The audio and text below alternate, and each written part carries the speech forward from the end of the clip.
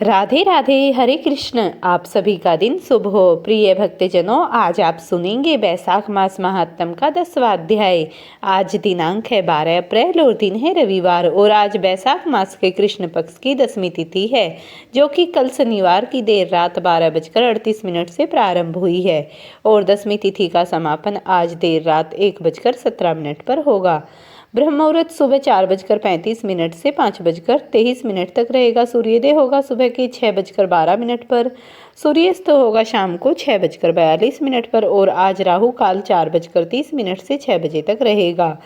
योग शाम को 6:15 तक रहेगा। बाद में शुभ योग प्रारंभ होगा। श्रवण और धनिष्ठा नक्षत्र का शुभ योग भी आज के दिन बन रहा है। अब से पहले सभी कथाओं को सुनने के लिए आप सभी का बहुत बहुत धन्यवाद। अब आप सुनिए एक गरीब ब्राह्मण की अद्भुत और अनोखी लीला। उसके बाद आप सुनेंगे कवच पाठ। फिर आज का एक राजा और महामंत्री के रास्ते में किसी ब्राह्मण को भिक्षा मांगते देखा, तो राजा ने महामंत्री से पूछा, यह क्या है? महामंत्री ने तुरंत कहा, महाराज भला हुआ। राजा ने कहा, तो इस ब्राह्मण को रास्ते पर लाओ। महामंत्री कहाँ आ जाएगा महाराज, लेकिन समय लगेगा, कृपया 3 माह की अवधि दे दीजिए। तब राजा ने स्वीकृति दे दी।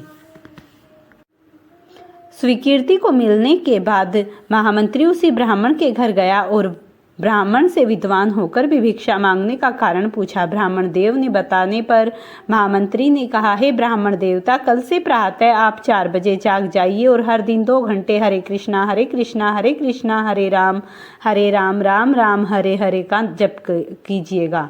शाम को एक स्वर्ण मुद्रा रोज आपके घर पर पहुंचा दी जाएगी। ब्राह्मण देवता को पहले तो यह बात सुनकर बड़ा आश्चर्य हुआ, लेकिन फिर वे मन ही मन सोचने लगे कि इतना सा ही काम है तो भला ऐसा करने से क्या हर्ज है, बैठे बिठाए स्वर्ण मुद्रा मिल जाया करेंगी। उन्होंने नाम जप करना स्वीकार कर लिया। पिछले जन्म के कुल के संस्कार शुभ थे, तो 4 बजे उठने और नाम जप करने में ब्राह्मण देवता को कोई परेशानी नहीं हुई। अब वे रोज नाम जप क्या करते थे, 2 घंटे और एक स्वर्ण मुद्रा उन्हें मिल जाया करती थी। इस तरह धीरे धीरे वह ब्राह्मण देवता धनवान हो गए। लगातार अभ्यास करते करते रामकृष्ण नाम के दिव्य संस्कारों ने उनके दबे हुए असंस्कारों को उभारा। एक बार ब्राह्मण देवता सोचने लगे कि अगर महामंत्री के लिए नाम जप मुझे धनवान बना दिया, तो फिर स्वयं के लिए जपने से तो लोक और परलोक दोनों ही धन हो जाएंगे, मेरे तो लोक और परलोक दोनों ही सुधर जाएंगे। ऐसा सोचकर अब उसने रोज 2 घंटे के लिए अपने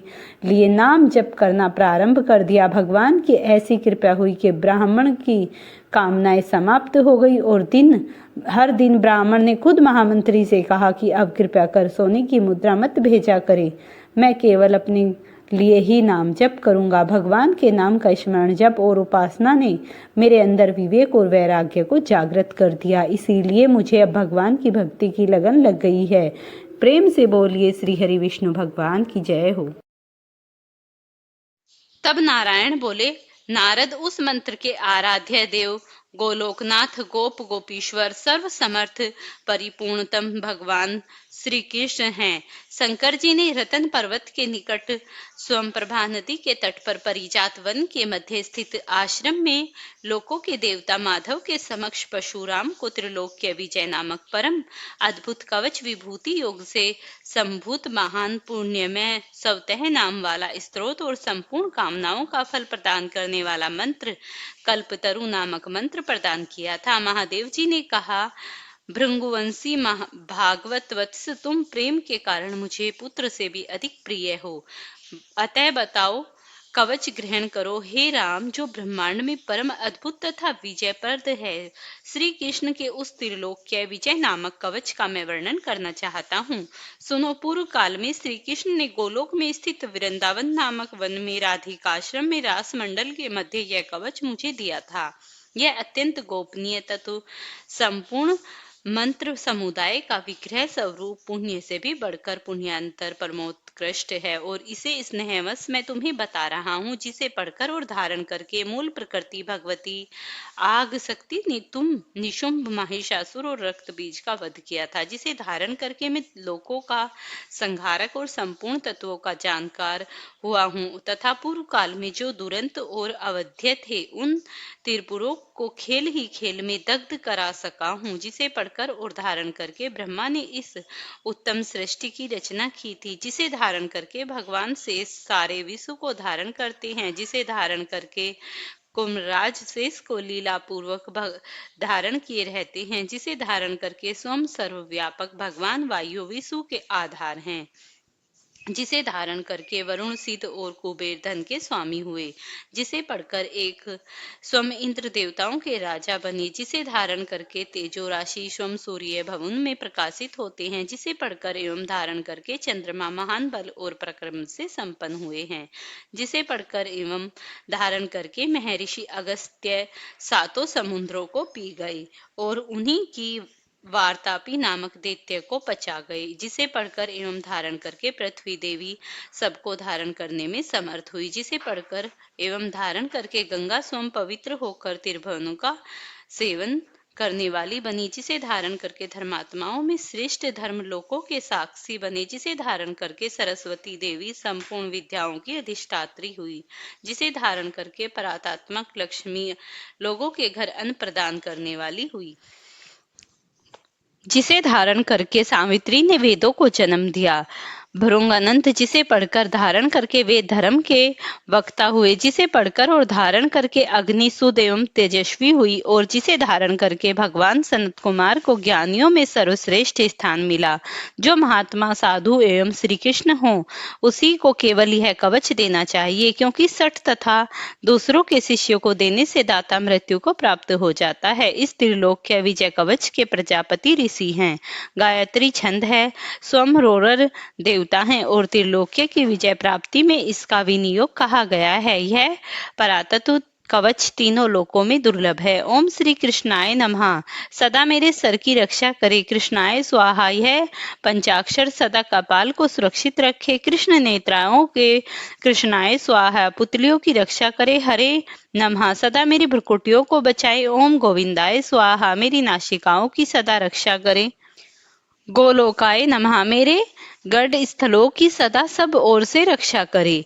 ओम गोपांक गणेशाय नमः। सदा मेरे कानों की रक्षा करे। ओम कृष्णाय नमः। निरंतर मेरे दोनों होठों की रक्षा करे। ओम गोविंदाय स्वाहा। सदा मेरी दंत पंक्ति की रक्षा करे। ओम कृष्णाय नमः। दांतों की रक्षा तथा क्लिंग दांतों के उग्र भाग की रक्षा करे। ओम श्री कृष्णाय स्वाहा। सदा मेरी जीवा की रक्षा करे। रासेश्वाय स्वाहा। सदा मेरे तालु की रक्षा करे। राधिकाय स्वाहा। सदा मेरे कंठ की रक्षा करे। गोपाय नेशाय नमः। सदा मेरे वक्ष स्थल की रक्षा करे। ओम गोपेशाय। सदा मेरे कंधों की रक्षा करे तथा ओम हिंगिंग क्लिंग कृष्णाय स्वाहा। सदा मेरे हाथ पैरों की रक्षा करे। ओम वैष्णवे नमः। सदा मेरे दोनों भुजाओं की रक्षा करे। ओम ही भगवते स्वाहा। सदा मेरे नखों की रक्षा करे। ओम नमो नारायणे। सदा नख छिद्रों की रक्षा करे। ओम ही हंग पदानाभ्ये नमः। सदा मेरी नाभि की रक्षा करे। ओम सर्वेशाय स्वाहा। सदा मेरे कंकाल की रक्षा करे। गोपी रमणीय स्वाहा। सदा मेरे निस्तंभ की रक्षा करे। ओम गोपी रमण नाथाय स्वाहा। सदा मेरे पैरों की रक्षा करे। ओम ह्रीं श्रींग ऋषिकेशाय स्वाहा। सदा मेरे सर्वांगों की रक्षा करे। रोमों की रक्षा करे। ओम श्री सिंह राशि के स्वाय नमः। सदा मेरे सर्वस्व की रक्षा करे। परिपूर्णतः श्री कृष्णपुर दिशा में सर्वदा मेरी रक्षा करे। श्री हरि पश्चिम दिशा में रक्षा करे। गोविंदाय व्याय कोण नित्य निरंतर मेरी रक्षा करे। वृंदावनी के प्राणनाथ उग्र भाग में मेरी रक्षा करे। सदा मुझे सुरक्षित रखे। माधव सोते समय तथा जागृत काल में सदा मेरे पालन करे तथा जो सबके अंतरात्मा निर्लेप और तथा सर्वव्यापक हैं। हे भगवान, आप मेरी रक्षा करे। वत्स, इस प्रकार मैंने त्रिलोक्य विजय नामक कवच, जो परम अनोखा तथा समस्त मंत्रों समुदाय का मूर्तिमान स्वरूप है, तुम्हें बतला दिया।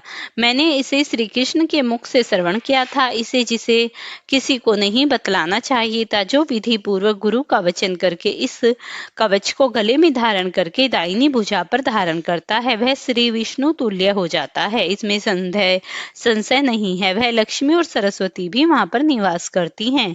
यदि उस कवच वह सिद्ध हो जाए तो वह जीवन मुक्त हो जाता है और उसे करोड़ों वर्षों की पूजा का फल प्राप्त हो जाता है। हजारों राजेश्वर, हजारों वाजपेयी, 10,000 अश्वमेघ, संपूर्ण महादान तथा पृथ्वी का दक्षिणायन, ये सभी इस त्रिलोक्य विजय की 16वीं कला की भी समता नहीं कर सकते। व्रत, उपवास का नियम, सर्वसाध्य, अध्ययन, तपस्या और समस्त तीर्थों में स्नान, यह सब इसकी एक कला ही है। यदि मनुष्य इस कवच को सिद्ध कर ले तो निश्चय ही उसे सिद्धि, अमरता और श्रीहरि का दास आदि सब कुछ बन जाता है। जो इसका 10 लाख जप करता है उसे कवच सिद्ध हो जाता है, और जो सिद्ध कवच होता है वह निश्चय ही सर्वज्ञ हो जाता है। परंतु जो इस कवच को जाने बिना ही श्री कृष्ण का भक्त भजन करता है उसकी बुद्धि अत्यंत मंद है। उसे करोड़ों कल्पों तक जप करने पर भी सिद्ध मंत्र सिद्धिदायक नहीं होता। बस इस कवच को धारण करके तुम आनंद पूर्वक निशंक होकर अनायासी 21 बार पृथ्वी पर क्षत्रियों को शून्य कर डालो। पुण्य प्राण संकट के समय राज्य दिया जा सकता है, सर कटाया जा सकता है और प्राणों का परित्याग भी किया जा सकता है, परंतु ऐसे कवच का दान कभी नहीं किया जाता। इति श्री कृष्णाय कवचम पाठ संपूर्णम। एवं प्रसंग के अनुसार जब एक बार राजा अम्बरीश दीर्घ काल तक तप करने के बाद गंगा तीर्थ की ओर जा रहे थे, तभी मार्ग में उन्हें देवऋषि नारद जी के दर्शन हुए। विनय पूर्वक राजा ने देवऋषि से प्रश्न किया, देवऋषि, ईश्वर ने प्रत्येक वस्तु में किसी श्रेष्ठ कोटि की रचना की है, लेकिन मासों में कौन सा मास सर्वश्रेष्ठ है? इस पर नारद जी ने कहा, जब समय विभाजन हो रहा था उस समय ब्रह्मा जी ने वैशाख मास को अत्यंत पवित्र सिद्ध किया। वैशाख मास सब प्राणियों की मनोकामनाओं को सिद्ध करता है। इस मास में भगवान विष्णु की कृपा प्राप्त करने के लिए सूर्योदय से पहले स्नान करना चाहिए। पुराणों के अनुसार वैशाख महीने में भगवान विष्णु की आज्ञा जन कल्याण हेतु जल में समस्त देवी देवता वास करते हैं। वैशाख मास में स्नान दान का विशेष महत्व है, इसीलिए इस मास में जल का दान करने से व्यक्ति को विशेष लाभ मिलता है और जीवन में आ रही परेशानियां दूर हो जाती हैं। क्योंकि इस मास में गर्मी चरम पर होती है, इसीलिए छायादार वृक्षों की सेवा, छायादार पौधे लगाना, गर्मी से त्रस्त व्यक्ति की सहायता, चप्पल, प्याऊ आदि का दान करने से व्यक्ति को देवी देवताओं का आशीर्वाद मिलता है। यह महीना संयम, अहिंसा, आध्यात्मिक स्वाध्याय और जन सेवा का महीना है, इसीलिए सेवा चाहे किसी भी रूप में हो अधिक से अधिक करनी चाहिए। विशेष रूप से इस मास में धूम्रपान, मांसाहार, मदिरापान आदि पर निंदा तथा बुराइयों से बचना चाहिए। भगवान विष्णु की सेवा और उनके सगुण या निर्गुण स्वरूप मुट्ठी भर जल अर्पण करना चाहिए। फिर चाहिए कि वैशाख मास की सुबह में इस राशि में होने पर औपचारिक रूप से अर्घ्य दे रही हूँ, कृपया स्वीकार करें। वैसे तो वैशाख मास के सभी दिन महत्वपूर्ण है, लेकिन एकादशी का विशेष महत्व है। स्नान, दान, होम, देव पूजा आदि आदर्श कर्म, जप, स्तोत्र तथा कथा श्रवण जैसे कर्म फलदायक होते हैं। जो लोग रोग और घोर दरिद्रता से पीड़ित हैं वे पुराण से मुक्त हो जाते हैं।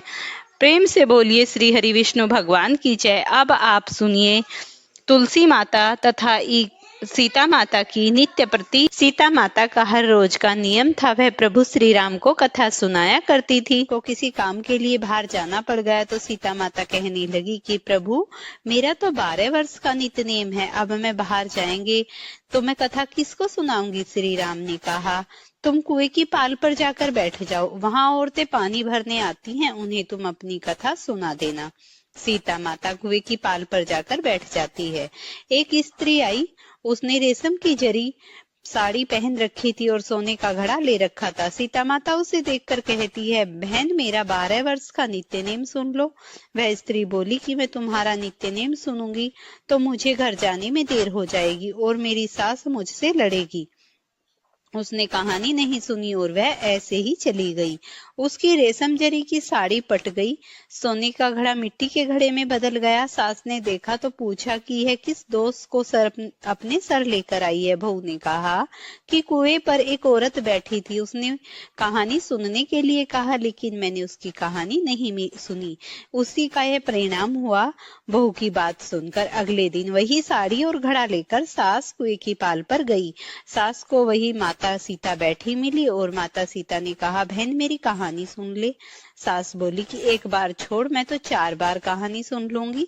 राम आए लखन आए, देश के पुजारी आए, नित नेम का नेम लाए, राम आओ बैठो राम, तपी रसोई जियो राम, माखन मिश्री खाओ राम, दूध बतासे पायो राम, सूत के पल को माठो राम, साल दुसाला पाठो राम, साल दुसाला ओढ़ो राम, जब बोलूं तब राम ही राम, राम सवारे सबके काम, खाली घर भंडार बड़े भरेंगे, सबका बेड़ा पार करेंगे, जय श्री राम जय श्री राम। सास बोली कि बहन कहानी तो बहुत अच्छी लगी। कहानी सुनकर सास चली गई और उसकी साड़ी फिर से जरी की बन गई, मिट्टी का घड़ा फिर से सोने के घड़े में बदल गया। बहू कहने लगी, सासू माँ आपने ये सब कैसे किया? सास ने कहा कि बहू तू दोष लगा के आई थी और अब मैं दोष उतार कर आ रही हूँ। बहू ने फिर सास से पूछा कि कुएं वाली स्त्री कौन है? सास बोली कि वे सीता माता थी, वो पुराने को नया कर देती हैं, खाली घर के भंडार भर देती हैं, वह लक्ष्मी जी का वास घर में कर देती हैं, आदमी जो भी हो इच्छा उसे पूरी कर देती हैं। बहू बोली कि ऐसी कहानी मुझे भी सुना दो। सास बोली कि ठीक है, तुम भी सुनो। सास ने कहानी सुनानी प्रारंभ कर दी। राम आए लखन आए, देश के पुजारी आए, नित नेम का नेम लाए, आओ राम बैठो राम, तपी रसोई जियो राम, माखन मिश्री खाओ राम, दूध बतासे पायो राम, सूत के पल को बांटो राम, साल दुसाला पाठो राम, साल दुसाला ओढ़ो राम, जब बोलूं तब राम ही राम, राम सवारे सबके काम, खाली घर भंडार भरेंगे, सबका बेड़ा पार करेंगे, जय श्री राम जय श्री राम, राम राम जय जय राम। कहानी सुनकर बहू बोली कि कहानी तो बहुत अच्छी लगी। सास ने कहा ठीक है, इस कहानी को रोज कहा करेंगे। अब सास बहू रोज सवेरे उठती, नहाती धोती और पूजा करने के बाद नित्य नेम की कहानी सीता माता से कहती। एक दिन उसने यहाँ एक पड़ोसन आई और सास बोली कि बहन जरा सी आंच दे देना। वह पड़ोसन उसकी सास को कहने लगी। वह बोली कि आज तो भी हमने जलाई ही नहीं। पड़ोसन ने कहा, तुम तो सवेरे 4 बजे उठकर क्या कर रही हो? फिर उन्होंने कहा कि सुबह उठकर हम पूजा करते हैं, फिर सीता माता की नित्य-नेम की कथा कहते हैं। पड़ोसन ने उसकी बात सुनकर फिर कहा कि सीता माता की कहानी कहने से तुम्हें क्या मिला? वो बोली कि इनकी कहानी कहने से घर में भंडार भर गए, सारे काम सिद्ध हो गए, मन की इच्छा पूरी हो गई। पड़ोसन कहती है, फिर तो ठीक है बहन, इस कथा को मैं भी कहूंगी। वह बोली ठीक है, तुम भी इस कहानी को सुन लो। सास कहानी सुनाने लगी। आए राम लखन आए, देश के पुजारी आए, नित्य नेम का नेम लाओ, आओ राम बैठो राम, तपी रसोई जियो राम, माखन मिश्री खाओ राम, दूध बतासे पायो राम, सूत के पल को माठो राम, साल दुसाला पाठो राम, साल दुसाला ओढ़ो राम, जब बोलूं तब राम ही राम, राम सवारे सबके काम, खाली घर भंडार भरेंगे, सबका बेड़ा पार करेंगे, जय सिया राम जय सिया राम, जय जय राम। सारी कहानी सुनने के बाद पड़ोसन कहने लगी, बहन कहानी तो बहुत अच्छी लगी। अब वह पड़ोसन भी नित्य नेम सीता माता की कहानी कहने लगी। कहानी कहने से सीता माता ने पड़ोसन के घर में भी भंडार भर दिए। हे सीता माता, जैसे आपने उनके घर में भंडार भरे, वैसे भी आप हमारे घर के भंडार भरना। कहानी सुनने वाले और कहने वाले सबको सुखी रखना। प्रेम से बोलिए सीता मैया की जय। अब आप सुनिए आज का महात्म। भगवान नारायण से पूछो, हे वेदताओं में श्रेष्ठ भगवान सर्वप्रथम लक्ष्मी जी की किस पूजा किसने की? इन देवी का कैसा स्वरूप है और किस मंत्र से इनकी पूजा होती है? आप मुझे इनका गुणगान सुनाने की कृपा करिए। और तब भगवान नारायण कहते हैं, प्राचीन समय की बात है, सृष्टि आदि में पारब्रह्म परमात्मा भगवान श्री कृष्ण के वाम भाग से रास मंडल में भगवती श्री राधा प्रकट हुई। उन परम सुंदरी श्री राधा के चारों ओर वट वृक्ष शोभा दे रहे थे। उनकी अवस्था ऐसी थी मानो 12 वर्ष देवी हो। निरंतर रहने वाला तरुण में उनकी शोभा बढ़ा रहा था और उनका दिव्य विग्रह ऐसा प्रकाशमान था मानो श्वेत चंपन का पुष्प हो। उन मनोहरिणी देवी के दर्शन परम सुखी बनाने वाले थे। उनका प्रसन्न सुमुख शरद पूर्णिमा की कोटि कोटि चंद्रमाओं की प्रभा से पूर्ण था। उनके विकसित नेत्रों के समान शरद काल के मध्याह्न कली कमलों की शोभा की भी छिप जाती थी।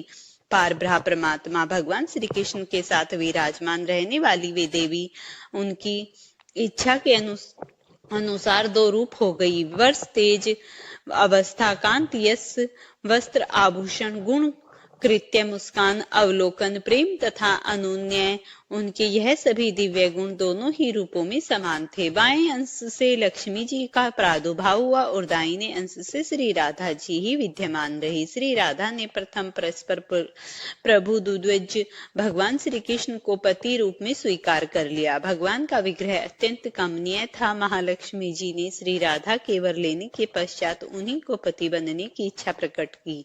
तब भगवान श्री कृष्ण उन्हें गौरव प्रदान करने विचार से स्वयं को रूपों में प्रकट हो गए। अपने दक्षिण अंश में वे 2 भुजाधारी श्री कृष्ण बने और बाएं अंश में चतुर्भुज श्री विष्णु रूप में परिणत हो गए। उन्होंने महालक्ष्मी जी को भगवान विष्णु की सेवा में समर्पित कर दिया। जो देवी अपनी स्नेह भरी दृष्टि से विश्व को निरंतर निरखती और लज्जित करती रहती है, वही अत्यंत गौरवान्वित होने के कारण महालक्ष्मी के नाम से प्रसिद्ध हुई। इस प्रकार 2 भुज भगवान श्री कृष्ण श्री राधा के प्राणपति बने और चतुर्भुज भगवान श्री विष्णु लक्ष्मी जी के शुद्ध सत्व स्वरूपा भगवती श्री राधा गोपी और गोपियों से आवृत होकर अत्यंत शोभा पाने लगी। फिर चतुर्भुज भगवान श्री विष्णु भगवती लक्ष्मी सहित वैकुंठ धाम को पधार गई है। भगवान श्री विष्णु और भगवान श्री कृष्ण दोनों परस्पर अंशों में एक समान ही थे। श्री कृष्ण दोनों समस्त अंशों में जैसे ही भगवती महालक्ष्मी योग सिद्धि के कारण नाना रूप में विराजमान हुई, वे परिपूर्णतम परम शुद्ध सत्व स्वरूप भगवती लक्ष्मी संपूर्ण सौभाग्यों से संपन्न होकर महालक्ष्मी के नाम से प्रसिद्ध हो वैकुंठ धाम में निवास करने लगी। प्रेम के कारण समस्त नारी समुदाय में वे प्रधान बन गई और इंद्र की संपत्ति के समान समुद्र विग्रह धारण करके देवी स्वर्ग लक्ष्मी के नाम से स्वर्ण में प्रसिद्ध हुई। पाताल में उनका नाम नाग लक्ष्मी और राजाओं के यहाँ राज्य लक्ष्मी, ग्रहों के यहाँ ग्रह लक्ष्मी के नाम से पूजित हुई और यह सभी रूप इन महालक्ष्मी के एक अंश ही हैं। अपने पूर्ण रूप से तो यह नित्य वैकुंठ धाम से में ही विराजती थी। गृहस्थ के संपूर्ण मंगलों को मंगल प्रदान करने वाली संपत्ति स्वरूपा होकर विचरने लगी। गौओं में सुरभि रूप से और यज्ञों में दक्षिणा रूप से पधरी। क्षीर सागर में यह उनकी कन्या बनी है। कमलनियों के लिए श्री रूपा और चंद्रमा के लिए शोभा रूपा हुई। इन्हीं की कृपा से सूर्य मंडल शोभा पाने लगा।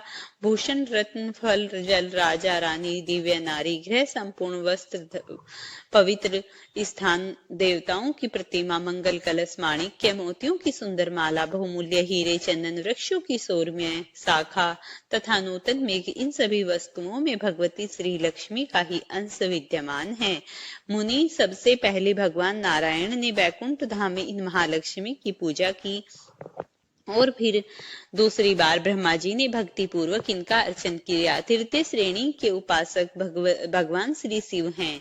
भगवान विष्णु ने क्षीर सागर में इनकी पूजा की। इनके बाद शंभु मनु मानवेद ऋषिवेश्वर मुनीन्द्र सभ्य गृहस्थ इन लोगों ने जगत में इन महालक्ष्मी की उपासना की। गंधर्व और नागों ने पाताल लोक में इनका पूजन किया।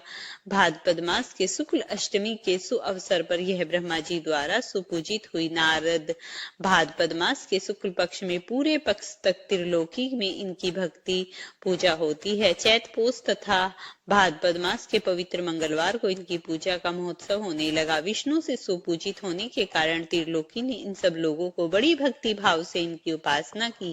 वर्ष के अंत में पोष की संक्रांति के अवसर पर मध्याह्न काल में मुनि ने मंगल कलश पर इनकी प्रतिमा का आवाहन करके इनकी पूजा की और इसके बाद वे महादेवी तीनों लोकों के लिए नित्य पूज्य हो गई। इंद्र इनके उपासक बने। राजा मंगल ने मंगला के रूप में इनकी उपासना की। तदंतर राजा केदार, नील, शुभ, सुबल, धुरु, उत्तानपाद, शुक्र, बलि, कश्यप, दक्ष, करदम, विश्वासवान, प्रियवंत, चंद्रमा, कुबेर, वायु, यम, अग्नि और वरुण ने इनका उपासना की। इस प्रकार यह भगवती महालक्ष्मी सर्वस्त्र सब लोगों से सदा सुपूजित हुई है। संपूर्ण ऐश्वर्यों की अधिष्ठात्री देवी हैं। इन्हें समस्त संपत्तियों की साक्षात श्री विग्रह कहा गया।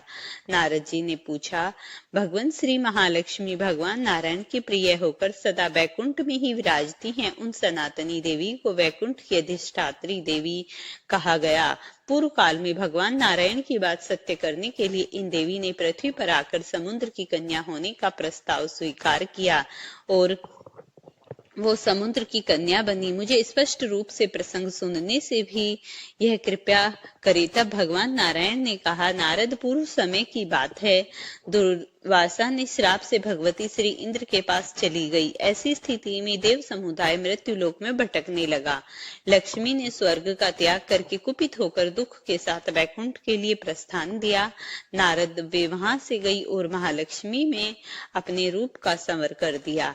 उस समय संपूर्ण देवताओं में शोक की सीमा नहीं रही। वे परम दुखी होकर भगवान ब्रह्मा जी की सभा में गए। वहां जाकर ब्रह्मा जी को अपना अगवा बनाया और फिर सब मिलकर वैकुंठ पधारे।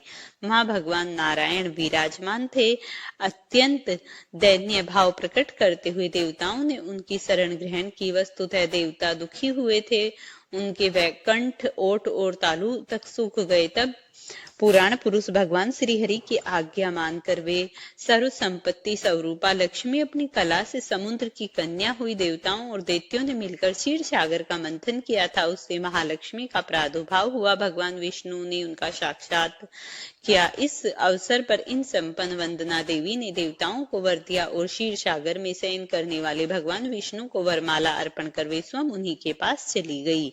नारद उनकी कृपा से देवताओं और असुरों के हाथ में गया और पुण्य प्राप्त होगा। इसके बाद देवता उन्हें भली भांति पूजा करके निरापद होकर सर्वस्त्र आनंद करने लगे। ब्रह्मा जी ने पूछा, ब्रह्मनिष्ठ और तत्वज्ञ मुनिवर दुर्वासा ने कब, क्यों और किस अपराध के कारण इंद्र को श्राप दिया था और देवताओं ने किस रूप से समुद्र का मंथन किया? किस स्त्रोत से प्रसन्न होकर देवी ने इंद्र को साक्षात दर्शन दिए? प्रभु इंद्र और दुर्वासा किस प्रकार का संवाद हुआ था, सब बताने की कृपा करे। भगवान नारायण कहते हैं, नारद, प्राचीन काल में मुनि दुर्वासा वैकुंठ कैलाश शिखर पर जा रहे थे। इंद्र ने उन्हें देखा। मुनिवर का भ्राह तेज से प्रदीप्त हो रहा था। वे ऐसे जान पड़ रहे थे मानो ग्रीष्म काल के मध्याह्न कलिक सूर्य के सहस्त्रों प्रभाव से संपन्न हो। उनकी स्वच्छ जटाएं तपाए हुए सोने के समान चमक रही थी। वे श्वेत वर्ण का यज्ञोपवीत धारण किए हुए थे। उनके हाथों में मृगशम दंड और कमंडलू शोभा पा रहे थे। उनके ललाट पर महान उज्जवल तिलक चंद्रमा के समान जान पड़ता था। वेद वेदांत के परागामी असंख्य शिष्य उनके साथ विद्यमान थे। उन्हें देखकर इंद्र ने मस्तक झुकाकर प्रणाम किया। उनके शिष्यों को भक्ति पूर्वक प्रसन्नता के साथ इंद्र ने संतुष्ट किया। तब मुनि सहित मुनि दुर्वासा ने शुभ आशीर्वाद दिया और भगवान द्वारा परम मनोहर परिजात भी उन्हें समर्पित किया।